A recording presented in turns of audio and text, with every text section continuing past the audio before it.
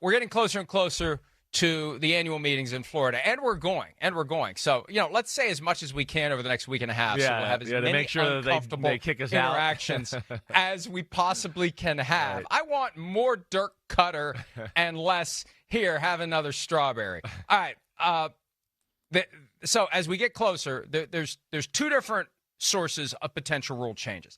And I've been banging this drum for years, and it just proves that nobody listens to me because nobody in the media has adapted their assessment. Everybody thinks the competition committee is like the ultimate source of all things football, and whatever they say goes, and only rules can be made through them, and everything that they put on the table for the owners is always passed, and that's just not the case.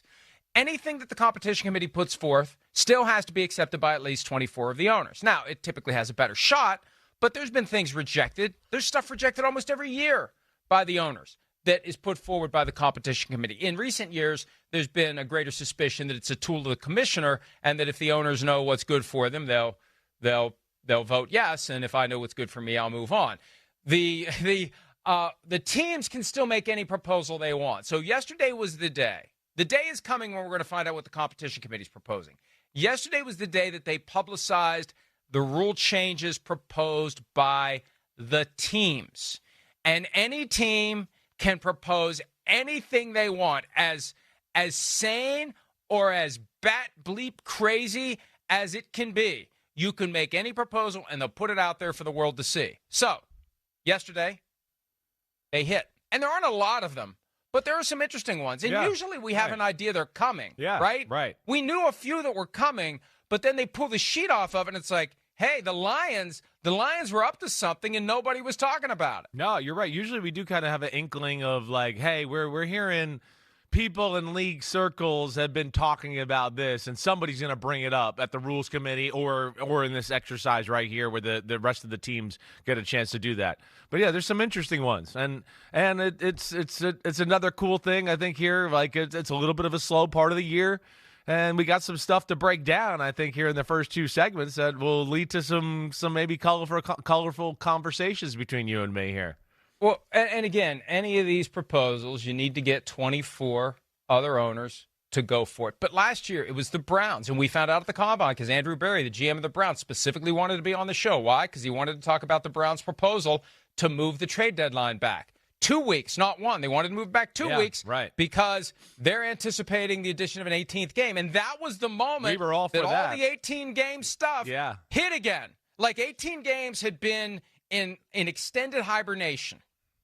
He said that, and that was the moment that 18 games is like, whoop, it's back.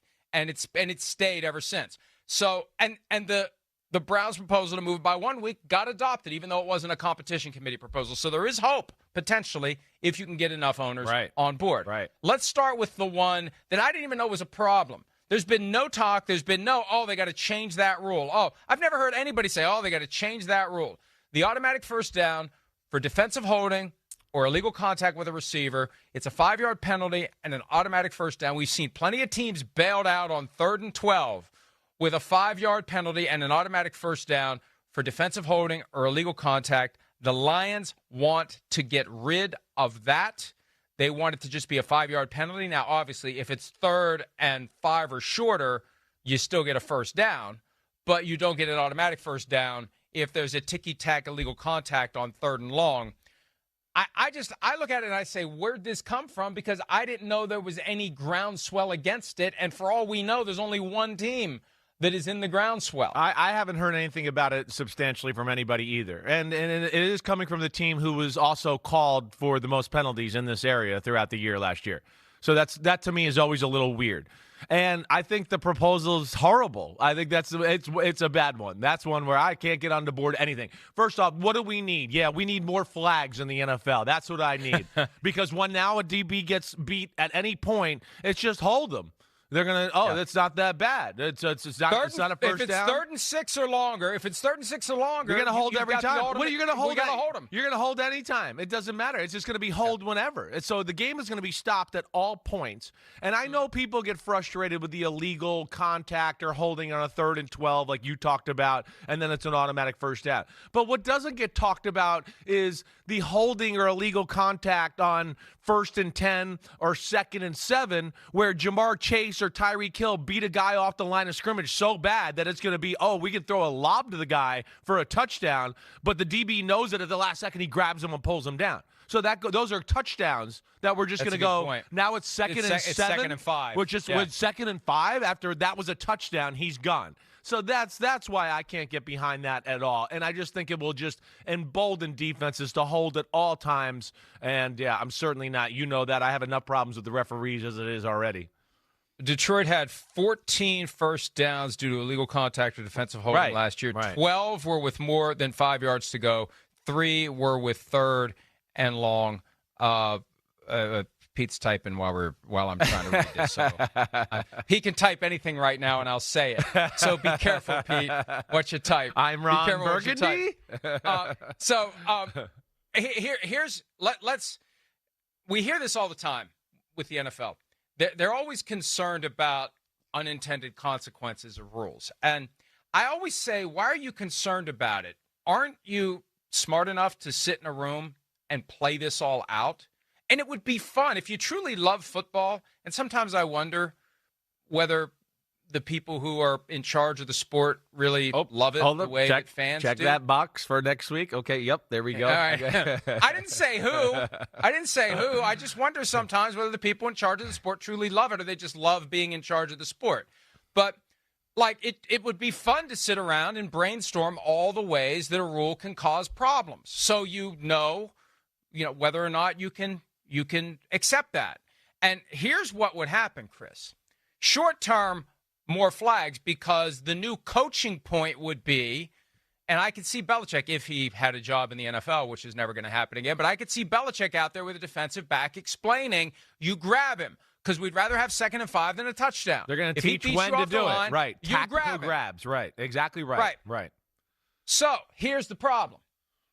What it becomes then is, and it reminds me of Legion of Boom 2013. Remember how they explained their approach to handling receivers? They held them all the time because they knew, and this is where the unintended consequences don't become all that unintended or unanticipated if you think it through. What's going to happen is they're not going to throw those flags. Right. So it's going to turn into mug the receiver fest, and it's going to take steam out of the passing game, and we're going to have more 10-7 final scores because they're going to be holding, and they're going to be pushing, and they're going to be shoving, and they're going to be daring the officials to throw flags, and they're just not going to do it. Agreed. They're just not going to do it because they're not going to want to hear you the next morning saying, these damn officials are throwing too many flags. Yeah, you're exactly right. Or the fans after the 3rd or 4th one in a row. It's the human nature of like, gosh, I'm the annoying guy in the building. It's annoying everybody here. it was holding again, but I just got booed and I just threw 3 penalty flags in a row. I don't want to throw another one. Yes, that's what's going to happen. That was the approach. It's like the old NBA adage. We're going to foul and we're going to play physical. We're going to call the referee's bluff and we're going to change the game that way. And yeah, I don't want any of that, right? So figure out how to play man-to-man the right way. That would be the first thing I would say to Detroit. They have some guys there. They drafted a guy last year that can't play man-to-man, and they put him in man-to-man situations a ton. He couldn't play man-to-man in college, Terrion Arnold, and they drafted him in the first round, and then he led football and holding and everything else. And it's like, well, you need to figure out a different game plan then. You're not a man-to-man football team if you got that. But, yeah, I don't like this. It's almost like the opposite of like the tush push is what we're going to talk about a little later. It's like, wait, we were so bad in this area that we want to change the rules. Just, we were bad at it. We didn't do good, but we'd like the rules changed for it just because we want to keep playing that way. We want to keep doing the illegal stuff all the time. And that's what it just kind of rings to me as just a normal fan. That would be a little bit of my opinion and thought there. Hi, it's Mike Florio. Thanks for watching PFT on YouTube. Hit subscribe for the latest news and analysis from Pro Football Talk.